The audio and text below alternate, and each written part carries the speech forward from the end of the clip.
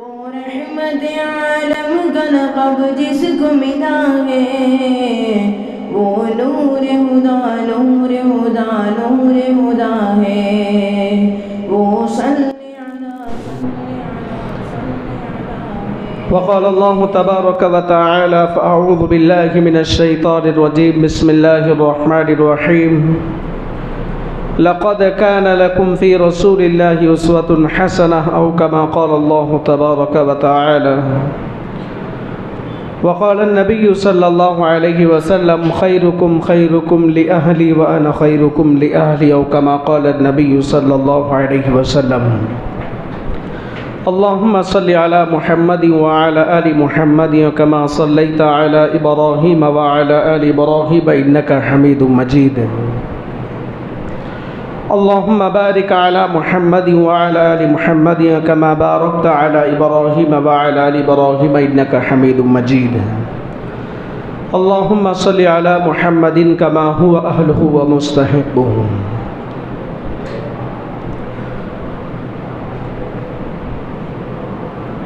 موجودہ حالات میں مسلم سماج میں، مسلم معاشرے میں، مسلمان گھروں میں، مسلمان علاقوں میں، مسلمان محلوں میں اخلاق کی کمی پائی جا رہی ہے، جبکہ اخلاق دین کا ایک حصہ ہے۔ بڑوں کے ساتھ کس طرح پیش آیا جائے اخلاق بتاتے ہیں، چھوٹوں پر کس طرح شفقت سے پیش آیا جائے اخلاق بتاتے ہیں، ماں باپ کے ساتھ بچے کس طرح پیش آئے اخلاق بتاتے ہیں، ماں باپ کے ساتھ اخلاق سے کس طرح پیش آنا چاہیے، ماں باپ کو بچوں کے ساتھ کس طرح اخلاق سے پیش آنا چاہیے۔ اگر مرید ہے تو شیخ کے ساتھ استاد سے کیسے اخلاق سے پیش آنا چاہیے، اگر شاگرد ہو تو استاد کے ساتھ اخلاق سے کیسے پیش آنا چاہیے، اگر استاد ہو تو شاگرد سے کس طرح اخلاق سے پیش آنا چاہیے۔ اللہ کے نبی صلی اللہ علیہ وسلم کے اخلاق کامل و مکمل تھے ہر ایک کے لیے۔ اللہ کے نبی علیہ السلام اخلاق سے ہر کسی سے پیش آتے تھے۔ مکۃ المکرمہ کے اندر جو اللہ کے نبی علیہ السلام نے کافروں کے دلوں کے اندر جو جگہ بنائی تھی، مکۃ المکرمہ کے اندر کافروں کا غلبہ تھا، پھر بھی اللہ کے نبی صلی اللہ علیہ وسلم کافروں کے دلوں پر چھائے ہوئے تھے۔ ایک اللہ کے رسول کے اخلاق تھے، دوسرا خدمت خلق۔ تو اخلاق ایک بہت بڑی قیمتی چیز ہے، بہت بڑا قیمتی سرمایہ ہے۔ یہ اخلاق ہم لوگوں کو ایسے ہی نہیں آتے، بلکہ ہم لوگوں کو سیکھنا پڑتا ہے، علماء سے سیکھنا پڑتا ہے، اور اللہ کے نبی صلی اللہ علیہ وسلم کے اخلاق پڑھنا پڑتا ہے۔ اللہ کے نبی صلی اللہ علیہ وسلم کے اخلاق گھر والوں کے ساتھ کس طرح تھے، اللہ کے رسول صلی اللہ علیہ وسلم کے اخلاق بازار والوں کے ساتھ کیا تھے، اللہ کے رسول صلی اللہ علیہ وسلم کے اخلاق دکان والوں کے ساتھ، مکان والوں کے ساتھ کیا تھے، گھر والوں کے ساتھ، باہر والوں کے ساتھ، دینداروں کے ساتھ، کافروں کے ساتھ اللہ کے رسول صلی اللہ علیہ وسلم کے اخلاق و کردار کیسے تھے۔ اللہ کے رسول صلی اللہ علیہ وسلم حضرت ابو بکر صدیق رضی اللہ عنہ کے داماد تھے، حضرت عمر رضی اللہ عنہ کے داماد تھے۔ تو اللہ کے نبی صلی اللہ علیہ وسلم کے اخلاق حضرت ابو بکر رضی اللہ عنہ کے ساتھ، حضرت عمر رضی اللہ عنہ کے ساتھ کیسے پیارے اخلاق تھے۔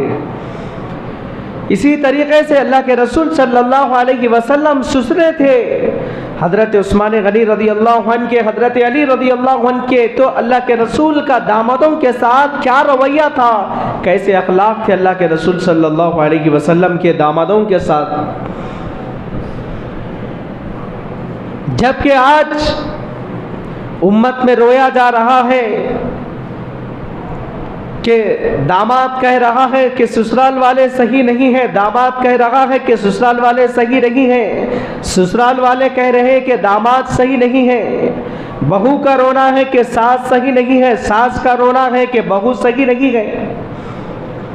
یہ باتیں کیوں پائی جا رہی ہے؟ ہماری زندگیوں میں اخلاق کی کمی ہونے کی وجہ سے یہ سوالات گھروں کے اندر اٹھ رہے ہیں۔ اللہ کے رسول صلی اللہ علیہ وسلم کے ساس حضرت ام رومان رضی اللہ عنہا جب انتقال ہوتا ہے اللہ کے نبی صلی اللہ علیہ وسلم کے ساس حضرت ام رومان رضی اللہ عنہا کا، تو اللہ کے رسول صلی اللہ علیہ وسلم نماز جنازہ پڑھاتے ہیں۔ قبر کے اندر اللہ کے رسول اپنے ساس کو اپنے ہاتھوں سے اتارتے ہیں قبر کے اندر۔ تجہیز و تکفین کے بعد، اس کے بعد اللہ کے رسول صلی اللہ علیہ وسلم دعا دینے کے بعد صحابہ کا مجمع تھا کھڑ کر فرماتے ہیں، اگر تم میں سے کوئی جنتی عورت کو دیکھنا چاہتا ہے تو میری ساس حضرت ام رومان رضی اللہ عنہا کو دیکھ لے۔ تو سسرال والوں کے ساتھ اللہ کے رسول کے اتنے پیارے اخلاق تھے، دامادوں کے ساتھ اللہ کے رسول کے اتنے پیارے اخلاق تھے۔ اللہ کے رسول صلی اللہ علیہ وسلم مکہ المکرمہ کے اندر زیادہ تر وقت کافروں کے بیچ میں گزارا ہے۔ کافرین کیا کہا کرتے تھے؟ اللہ کے رسول کو صادق الامین کہا کرتے تھے، اللہ کے رسول صلی اللہ علیہ وسلم کو صادق کہتے تھے۔ اللہ کے رسول سچے تھے، امانت دار تھے، اللہ کے رسول کے پاس لا کر امانتیں رکھوایا کرتے تھے۔ تو یہ کوئی معمولی بات نہیں ہے۔ مسلمان کم تھے، کافرین زیادہ تھے، تو کافرین کا زیادہ مجمع تھا۔ کافرین کے درمیان میں رہ کر اللہ کے رسول صلی اللہ علیہ وسلم نے کافروں کے دلوں کے اندر اپنی جگہ بنائی ہے۔ حضور علیہ الصلوۃ والسلام مکہ المکرمہ کی ایک گلی سے گزر رہے ہیں، پیچھے آہٹ محسوس ہوئی تو اللہ کے رسول نے دیکھا ایک پیچھے یہودی آ رہا ہے۔ یہ کون یہودی ہے جو آج مسجد اقصیٰ کو تباہ و تاراج کرنے میں جن لوگوں کا ہاتھ ہے، مسجد اقصیٰ پر جو ظلم کر رہے ہیں، مسلمان فلسطین بچوں پر، فلسطین کے بیت المقدس کے اوپر جو ظلم ڈھایا جا رہا ہے، وہی یہودی ہے۔ تو اللہ کے رسول صلی اللہ علیہ وسلم ایک مرتبہ مکہ المکرمہ کی گلی سے گزر رہے ہیں، پیچھے آہٹ محسوس ہوئی تو اللہ کے رسول نے دیکھا، پیچھے پلٹ کر دیکھا کون آ رہے ہیں، تو اللہ کے رسول صلی اللہ علیہ وسلم نے کہا ایک بوڑھا یہودی آ رہا ہے۔ تو اللہ کے رسول صلی اللہ علیہ وسلم اپنی جگہ پر رک گئے اور کہا آپ چلیے۔ اس یہودی نے کہا آپ چلیے۔ اللہ کے رسول صلی اللہ علیہ وسلم نے کہا آپ چلیے، آپ عمر میں میرے سے زیادہ بڑے ہیں۔ اللہ کے رسول کی یہ اخلاق تھے، یہودیوں کے ساتھ، کافروں کے ساتھ، ایمان والوں کے ساتھ، غیر ایمان والوں کے ساتھ اللہ کے رسول کے اتنے پیارے اخلاق تھے۔ مسجد نبوی تعمیر کرتے وقت حضرت عباس رضی اللہ عنہ نے اپنا مکان بھی تعمیر فرمایا ہے۔ جب مسجد نبوی کی تعمیر ہو رہی تھی تو حضرت عباس رضی اللہ عنہ کے گھر کی تعمیر ہو رہی تھی۔ حضرت عباس رضی اللہ عنہ نے اپنے گھر کا ایک پرنالہ لگایا ہے۔ تو آتے آتے یہ ہوا کہ ایک وقت وہ وقت آیا، اللہ کے رسول صلی اللہ علیہ وسلم اس دنیا سے رخصت ہو گئے۔ اس کے بعد حضرت عمر بن خطاب رضی اللہ عنہ کی دور خلافت آئی۔ وہ پرنالے تھے، مسجد کے مصلیوں کو، آنے جانے والوں کو تکلیف محسوس ہو رہی تھی پرنالے کی وجہ سے، جبکہ وہ پرنالہ اللہ کے رسول صلی اللہ علیہ وسلم کے ہاتھوں سے لگایا ہوا پرنالہ تھا حضرت عباس رضی اللہ عنہ کے گھر کا۔ تو حضرت عمر رضی اللہ عنہ نے دیکھا اس پرنالے سے تکلیف محسوس ہو رہی ہے، آنے جانے والوں کو تکلیف محسوس ہو رہی ہے، مسجد نبوی کے مصلیوں کو تکلیف محسوس ہو رہی ہے، لہذا حضرت عمر رضی اللہ عنہ نے بغیر اجازت کے اس پرنالے کو اکھاڑ دیا، نکالنے کا حکم دے دیا، پرنالہ نکال دیا گیا۔ حضرت عباس رضی اللہ عنہ نے پوچھا یہ میرے گھر کا پرنالہ کس نے نکالا ہے؟ بتایا گیا کہ حضرت عمر رضی اللہ عنہ نے نکالا۔ حضرت عمر رضی اللہ عنہ قاضی کے پاس گئے، مقدمہ پیش کیا، حضرت عمر رضی اللہ عنہ نے میرے گھر کا پرنالہ بغیر اجازت کے نکال دیا ہے۔ تو اللہ کے رسول صلی اللہ علیہ وسلم نے میرے گھر کا پرنالہ لگایا تھا، حضرت عمر رضی اللہ عنہ نے بغیر اجازت کے نکال دیا۔ حضرت عمر رضی اللہ عنہ کو بادشاہ وقت تھے، بلوایا گیا، آپ نے حضرت عباس رضی اللہ عنہ کے گھر کا پرنالہ کیوں نکالا؟ تو حضرت عمر رضی اللہ عنہ نے فرمایا کہ مسجد نبوی کے مصلیوں کو تکلیف محسوس ہو رہی تھی، مسجد نبوی کے مصلیوں کو تکلیف محسوس ہو رہی تھی، آنے جانے والوں کو تکلیف محسوس ہو رہی تھی، راستے چلنے والوں کو، اسی لیے میں نے نکال دیا۔ حضرت عباس رضی اللہ عنہ نے کہا اگر آپ مجھ سے کہتے تو میں نکال لیتا، آپ کو پتا ہے یہ اللہ کے رسول صلی اللہ علیہ وسلم نے اپنے ہاتھوں سے لگایا ہے، میں نے جھکا تھا، میرے اوپر چڑھ کر اللہ کے نبی نے لگایا ہے۔ تو قاضی نے فیصلہ سنا دیا کہ پرنالہ جہاں تھا وہیں پر لگا دیا جائے۔ حضرت عمر رضی اللہ عنہ حضرت عباس رضی اللہ عنہ کے ساتھ آتے ہیں اور کہتے ہیں میں نیچے جھکوں گا، حضرت عباس سے کہتے ہیں میں نیچے جھکوں گا، آپ میرے اوپر چڑھ کر لگائے ہیں۔ حضرت عمر رضی اللہ عنہ نے نیچے جھکا، آپ کی پیٹھ پر چڑھ کر، حضرت عمر رضی اللہ عنہ کی پیٹھ پر چڑھ کر حضرت عباس رضی اللہ عنہ نے اپنے گھر کا پرنالہ لگایا ہے۔ پرنالہ لگانے کے بعد نیچے اتر کر حضرت عمر رضی اللہ عنہ سے کہا امیر المؤمنین پرنالے کی کیا بات ہے، میں پورا گھر ہی وقف کر دیتا ہوں مسجد نبوی کے لیے۔ یہ اخلاق تھے صحابہ کے، یہ اخلاق تھے اللہ کے نبی صلی اللہ علیہ وسلم کے۔ اللہ کے نبی صلی اللہ علیہ وسلم نے اخلاق کی یہ تعلیمات دی ہے۔ ایک شخص مسجد نبوی میں آ کر استنجا کرتا ہے، پیشاب کرتا ہے، تو اللہ کے نبی صلی اللہ علیہ وسلم نے صحابہ غضبناک ہو گئے، صحابہ اس کو مارنے کے لیے تیار ہو گئے، اس کی تنبیہ کے لیے تیار ہو گئے۔ اللہ کے نبی نے صحابہ کو روکا اور کہا اس کو اپنی ضرورت مکمل کرنے لے دو۔ جیسے ہی اس نے ضرورت سے فارغ ہوا، اس کے بعد اللہ کے رسول صلی اللہ علیہ وسلم نے اس کافر کو بلا کر کہا یہ ہمارا عبادت خانہ ہے، اس طرح نہیں کرنا چاہیے، چاہے عبادت خانہ تمہارا ہو چاہے ہمارا ہو، عبادت خانہ ہوتا ہے، عبادت کی جگہ ہوتی ہے۔ تم نے جو کام کیا ہے، تکلیف پہنچانے کا کام کیا ہے، آئندہ خیال رکھنا ایسا کام مت کرنا، یہ ہماری عبادت کی جگہ، استنجا مت کرنا۔ چاہتے تو اللہ کے رسول صلی اللہ علیہ وسلم اس کو سزا دے دیتے، لیکن اللہ کے رسول کے اخلاق تھے، اللہ کے رسول نے اس کو سمجھا کے منا کر بھیجا دیا۔ اللہ کے نبی صلی اللہ علیہ وسلم کی خدمت میں ایک شخص آئے اور آ کر کہا یا رسول اللہ صلی اللہ علیہ وسلم میں زنا کرنا چاہتا ہوں، آپ مجھے اجازت مرحمت فرما دیجئے۔ اللہ کے رسول میں زنا کرنا چاہتا ہوں، آپ مجھے اجازت مرحمت فرما دیجئے۔ اللہ کے رسول صلی اللہ علیہ وسلم اس کے اوپر غضبناک نہیں ہوئے، بلکہ اس کو بٹھایا، سنجیدگی کے ساتھ بٹھایا اور اس سے سوال کیا کیا تیری دنیا کے اندر بہن ہے، کیا تیری ماں ہے؟ ہاں میری بہن بھی ہے، میری ماں بھی ہے۔ بتا یہ تو جو کام دوسروں کی ماں کے ساتھ، بہن کے ساتھ، بیوی کے ساتھ کرنے والا ہے، بتا اگر یہی زنا کا معاملہ تیری بہن کے ساتھ ہوتا، تیری بیوی کے ساتھ ہوتا، تیری بیٹی کے ساتھ ہوتا، کیا تو برداشت کرتا؟ اس نے کہا یا رسول اللہ صلی اللہ علیہ وسلم میں کیسے برداشت کرتا ہوں، اس کا سر الگ جسم الگ کر دیتا ہوں۔ اللہ کے رسول نے فرمایا یہ تو جو تو معاملہ کرنے والا ہے وہ بھی تو کسی کی بہن ہوگی، کسی کی بیوی ہوگی، کسی کی بیٹی ہوگی۔ تو اس نے توبہ کر کے گیا اللہ کے نبی علیہ الصلوۃ والسلام کی خدمت میں۔ آج ہمارے اخلاق کیا ہے؟ آج ہمارے اخلاق کیا سبق دے رہے گئے؟ بڑوں کے ساتھ بدتمیزی، بڑوں کے شان میں بدتمیزی، بڑوں کے شان میں گستاخی، بڑوں کے شان میں بے ادبی ہمارا رویہ بن چکا ہے۔ نہ چھوٹوں کا ادب کرتے گئے، نہ بڑوں کا ادب کرتے گئے، نہ چھوٹوں پر شفقت کرتے گئے، نہ بڑوں کا ادب اور احترام کرتے ہیں۔ بڑوں کے ساتھ بدتمیزی، بڑوں کے ساتھ گالی گلوچ، بڑوں کی شان میں زبان درازی، بڑوں کے شان میں گستاخی، آج ہماری یہ اخلاق ہے۔ تو پھر ہم کیسے لوگوں کے دلوں میں جگہ بنا سکتے ہیں؟ اللہ کے رسول کے اتنے پیارے اخلاق تھے، سارا مکہ، سارے کافرین مل کر اللہ کے رسول کو امین کہتے تھے، صادق کہتے تھے، امانت دار کہتے تھے اس زمانے کے کافرین۔ مسجد میں کیا رویہ ہے؟ مسجدوں کے اماموں کے ساتھ کیا اخلاق ہے؟ مسجد کے مؤذنین کے ساتھ کیا اخلاق ہے؟ مسجد کے مصلیوں کے ساتھ ہمارے کیا اخلاق ہے؟ ہمارے اخلاق کو سدھارنا چاہیے، ہمارے اخلاق کو بنانا چاہیے، بڑوں کا ادب اور احترام کرنا چاہیے، اخلاق سیکھنا چاہیے، ادب اور احترام سیکھنا چاہیے، ماں باپ کے ساتھ کس طرح اخلاق سے پیش آنا چاہیے اور ماں باپ کا کیسے ادب اور احترام کرنا چاہیے۔ ماں باپ اگر بیٹھے ہوئے ہو تو ماں باپ کے سامنے نہیں بیٹھنا چاہیے، ماں باپ اگر اونچی جگہ پر بیٹھے ہوئے ہو تو ہم ماں باپ کے مقابلے میں زانو ادب طے کر سامنے نہیں بیٹھنا چاہیے، بلکہ نیچے زانو ادب طے کر کے بیٹھنا چاہیے۔ یہ اخلاق سیکھنے سے آتے ہیں۔ اللہ کے رسول صلی اللہ علیہ وسلم کے اخلاق کے دنیا کی کتابیں بھری پڑی ہے، پڑھنے کی ضرورت ہے، عمل کرنے کی ضرورت ہے۔ اللہ کے رسول کے اخلاق کی حدیثیں پڑھیں، اللہ کے رسول کے کیسے اخلاق تھے۔ مکہ المکرمہ کا واقعہ ہے، ایک بچہ غریب تھا، یتیم تھا، جس کے باپ کا انتقال ہو چکا تھا. اس کی ماں کا جسم کئی جگہ سے جسم سے پھٹ چکا تھا اور جسم اس کی ماں کا جھلک رہا تھا.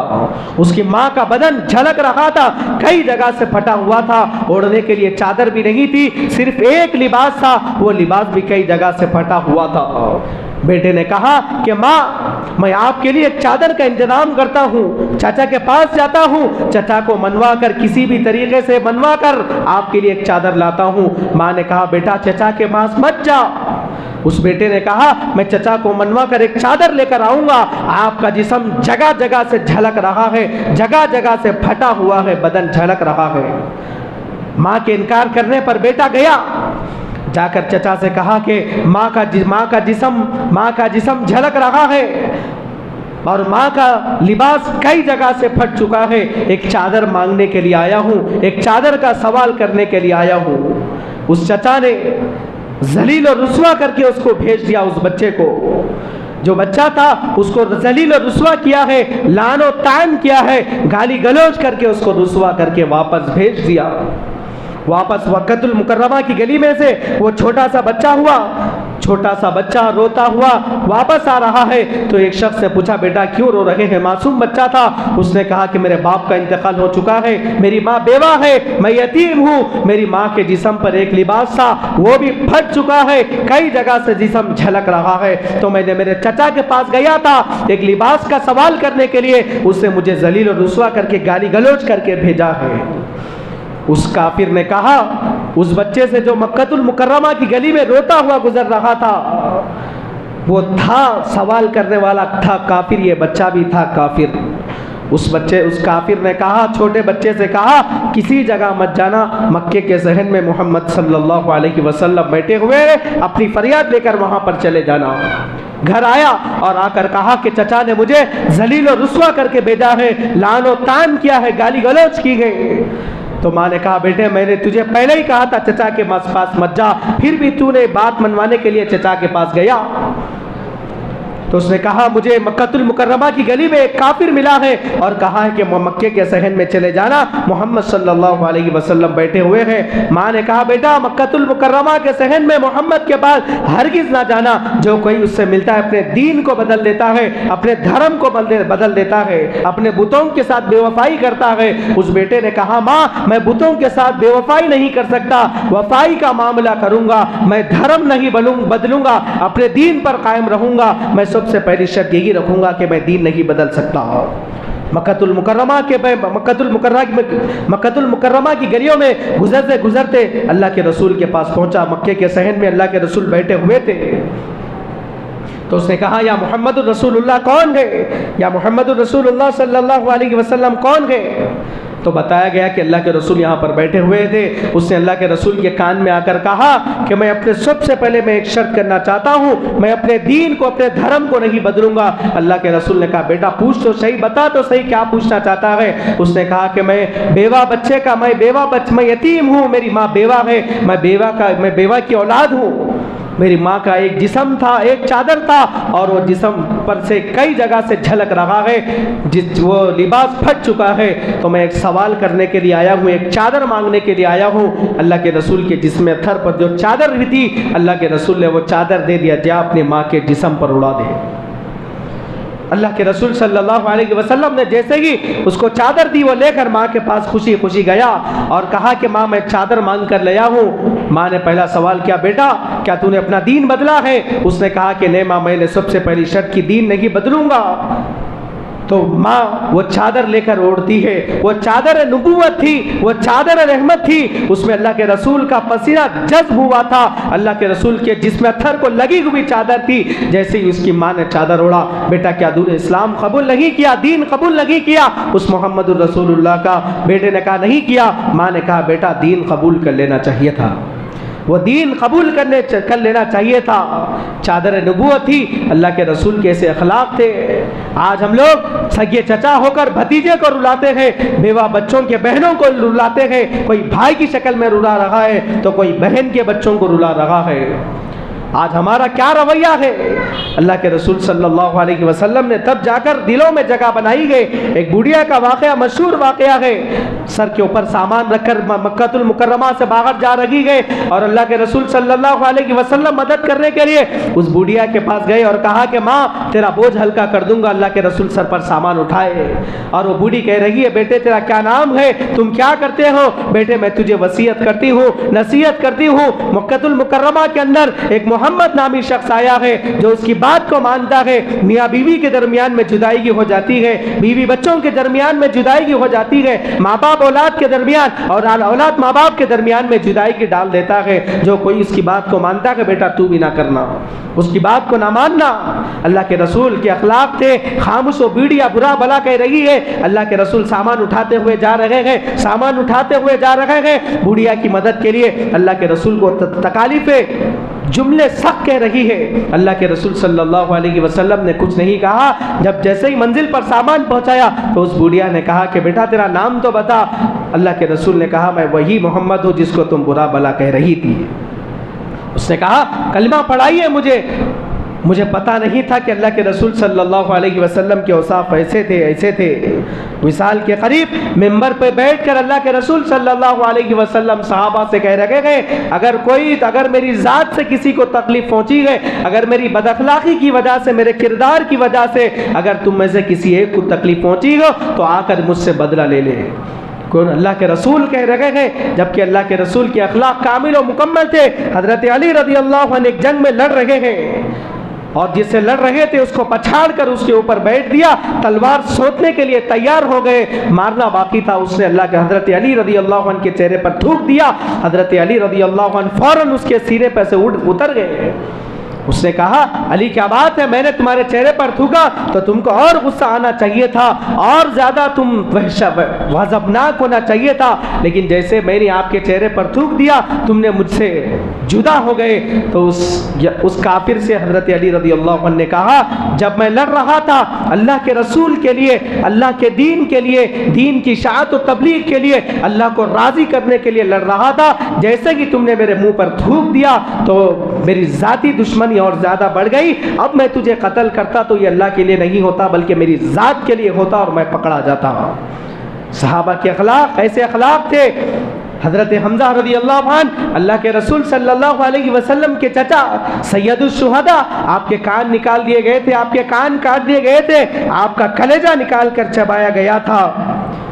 وحشی نے جیسے ہی فتح مکہ کے موقع پر اسلام قبول کر لیا تو اللہ کے رسول صلی اللہ علیہ وسلم نے وحشی کو معاف کر دیا، درگزر کر دیا۔ اللہ کے رسول کے چچا کا کلیجہ نکال کر مالا بنا کر چبایا گیا تھا، پہنا گیا تھا ہندا نے۔ تو اللہ کے رسول صلی اللہ علیہ وسلم نے وحشی کو معاف کر دیا، بس اتنا کرو میرے سامنے نہ آیا کرو بلکہ میرے پیچھے سے آیا کرو، جیسے ہی تم کو تمہارا چہرہ دیکھتا ہوں تو میرے چچا کی یاد تازہ ہو جاتی ہے، بس اتنا کام کرو، میری مجلس میں جب بھی آیا کرو تو میرے سامنے نہ بیٹھو بلکہ میرے پیچھے بیٹھو۔ تو اللہ کے رسول کے کتنے اخلاق، کیسے کامل و مکمل اخلاق تھے۔ آج ہمارے اخلاق کہاں چلے گئے؟ بڑوں کے ساتھ، بوڑھوں کے ساتھ، گھر والوں کے ساتھ، ماں باپ کے ساتھ، بڑوں کے ساتھ۔ اخلاق کے اوپر محنت کرنا چاہیے، اخلاق سے لوگوں کے دلوں میں جگہ بنا سکتے ہیں۔ اللہ تبارک و تعالیٰ کے پاس اخلاق والے کی بہت زیادہ قدر و قیمت ہے۔ ابو جہل کے بیٹے حضرت اکرمہ رضی اللہ عنہ کو اللہ کے رسول نے معاف کر دیا۔ بڑے بڑے مکہ المکرمہ کے مشرکین کو اللہ کے رسول صلی اللہ علیہ وسلم نے معاف کر دیا، اپنی ذات کے لیے بدلہ نہیں لیا، درگزر کر دیا۔ اللہ کے رسول صلی اللہ علیہ وسلم کے اخلاق تھے۔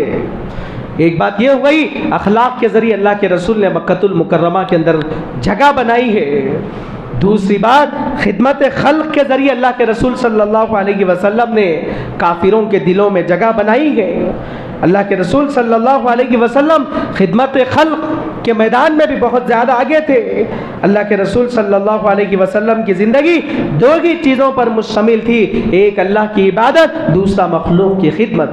اللہ کے رسول نے فرمایا خیر الناس من ينفع الناس، بہترین شخص وہ ہے جو لوگوں کو نفع پہنچانے کا کام کرے۔ دوسری حدیث مبارکہ میں اللہ کے رسول صلی اللہ علیہ وسلم نے فرمایا صدقہ اللہ تبارک و تعالیٰ کے غضب کو ٹھنڈا کر دیتا ہے، صدقہ بری موت سے ٹال دیتا ہے۔ بہت زیادہ روایتیں ہیں، قرآن میں اللہ نے کہا من ذا الذی یقرض اللہ قرضا حسنا، جو اللہ کو قرض دے۔ اللہ کو قرض دینے کا مطلب یہ ہے یتیموں کے ساتھ، مجبوروں کے ساتھ، لاچاروں کے ساتھ خیر خواہی کرنا، ہمدردی کرنا اللہ کو قرض دینے کے برابر ہے۔ آج ہماری زندگی دو بھی چیزوں سے خالی ہے، نہ ہماری زندگیوں میں اخلاق ہے، نہ ہماری زندگیوں میں خدمت خلق ہے۔